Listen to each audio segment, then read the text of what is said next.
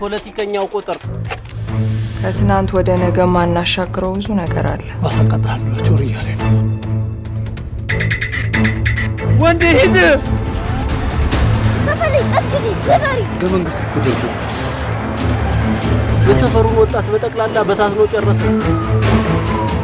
ወንደ ሰኔት ነው። ቆይ እንዴት ነው አንተ ራስህን የምታየው? አላውቅም።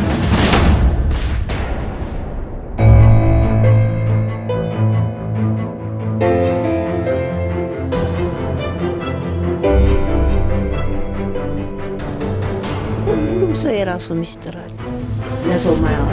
እኔ እንደሌሎቹ አባቴ ማወቅ አልፈልግም። ተማዋክ ከህይወታችን ወጣለን።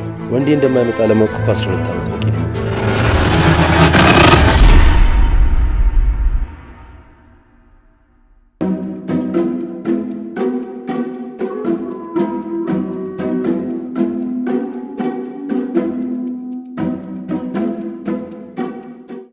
ኤላ አፕ አንድሮይድ አፕል ሲስተም ብዘይ ዝኾነ ጸገም ከም ዝሰርሕ ትፈልጡ ዶ?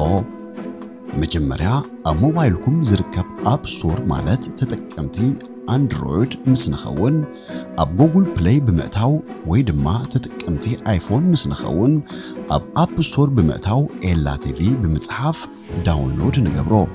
ብድሕሪዚ ኣብ ሰርች ቦክስ ኤላ ቲቪ ና ብምጽሓፍ ኢንስቶል ብምግባር ኤላ ቲቪ ናብ ቴሌፎንና ብነፃ ነውርዶ።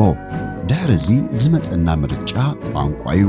ትግርኛ ወይ እንግሊሽ ክንመርጽ ንኽእል። ድሕሪዚ ሰለስተ ምርጫ ይህበና። ቀዳማይ ምርጫ ተመዝገብ ወይ ተመዝገቢ።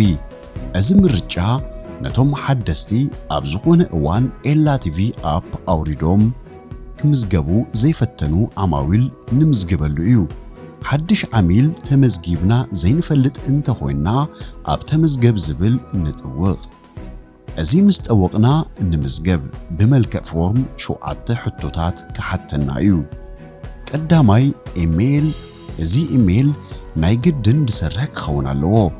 ብዝተኻለና መጠን ስፔሊንግ ናይ ኢሜይልና ክንጋገ የብልናን። ጌጋ ናይ ኢሜይል እንድሕር ጌርኩም ክትምዝገቡ ስለዘይትኽእሉ።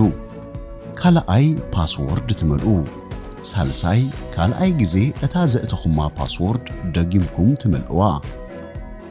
ራብዓይ ዘለኹሞ ሃገር። ሓሙሻይ ዘለኹሞ ከተማ። ሻድሻይ ቁጽሪ ቴሌፎንኩም። ሻውዓይ ዕድሜኹም። ድሕሪ ምምዝጋብና ዝተርፈና ሓደ ነገር ኣሎ። ንሱ ኸኣ ኢሜይልና ቬሪፋይ ምግባር እዩ።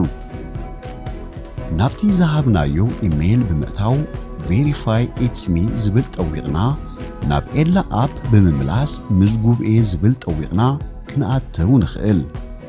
ከም ካልኣይ ምርጫ ዝመፀና ምዝጉብኤ ዝብል እዩ። ቅድሚ ሕጂ ተመዝጊብና ንፈልጥ እንድሕር ኮይና ኣብ ምዝጉብኤ ዝብል ብምጥዋቕ ኢሜይልናን ፓስወርድናን ብምእታው ደጊምና ምዝጉብኤ ዝብል ንጥውቕ። ንብዙሓት ዓማዊልና ተመዝጊብኩም ከለኹም ኢሜይልኩም ንልዕሊ 24 ሰዓታት ቬሪፋይ ዘይገበርኩም እንተኾንኩም your email is not verified ብምባል ዘይክሕልፈኩም ይኽእል እዩ። እዚ ምስ ዝገጥመኩም ብቁጽሪ ቴሌፎንና ቫይበር ወይ ከዓ ዋትስኣፕ 0044 75 38 0203 43 ናብ ካስተመር ሰርቪስ ብምድዋል ክንሕግዘኩም ንኽእል ኢና። ከም ሳልሳይ ምርጫ በፌስቡክ ንምዝገብ ንደሊ ናይ ፌስቡክ ኢሜይልናን ፓስወርድናን ብምእታው ክንምዝገብ ንኽእል ኢና።